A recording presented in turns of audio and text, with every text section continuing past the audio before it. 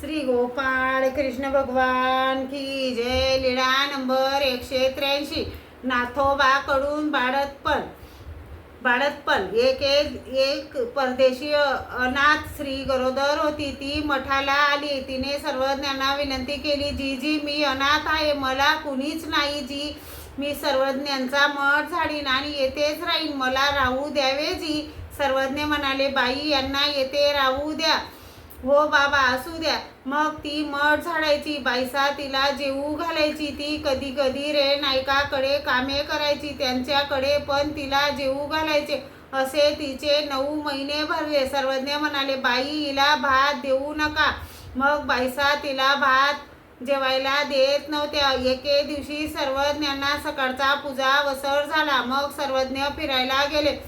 पुन्हा सर्वज्ञ मठाकडे आले तेव्हा दरवाजाजवळच्या ओसरीत तिची प्रस्तुती झालेली होती. पुढे लेकरू आषाढभूतपणे पाहत होते. सर्वज्ञांना पाहिले आणि दुःख करू लागली. जी आई बहीण नाही, बाप भाऊ नाही, कोणीच नाही. जी म्हणून दुःख करू लागली. सर्वज्ञ म्हणाले, बाई दुःख करू नका, आम्ही आहोत ना.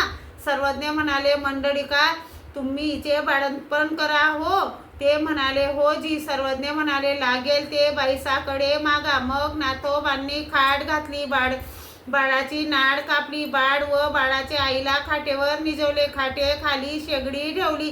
बाईसाकडून गूळ, पिंपळी, गोवा असे मागून आणले. ते वाटून बारीक करून पेज दिली. बाईसा पथ्य पाणी करायला ते नाथोबा तिला द्यायचे. तिच्या आंघोळीसाठी पाणी आणून ठेवायचे. बाळाला न्हाऊ घालायचे. असे 12 दिवसापर्यंत केले.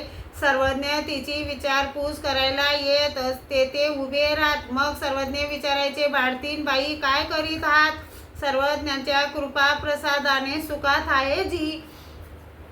खाटेवरूनच दोन्ही हात जोडायची. यावर सर्वज्ञांनी झाडीला पुसेला पशूचा दृष्टांत सांगितला. असे ते झाडीचे पुशीचे तरी साऊमे ये, वरी पान घाली ना थेक म्हणीजे तरी परते जाये. तसे जीवांची आपुलकीने विचारपूस केली तर धर्माचरण करतात व वाचिक दुःख दिले तर त्रसून निघून जातात. मग सर्वज्ञ फिरायला जात. फिरत आल्यानंतर तसेच विचारायचे. असे बाळंतपण नाथोबाकडून करविले. श्री गोपाळ कृष्ण भगवान की जय.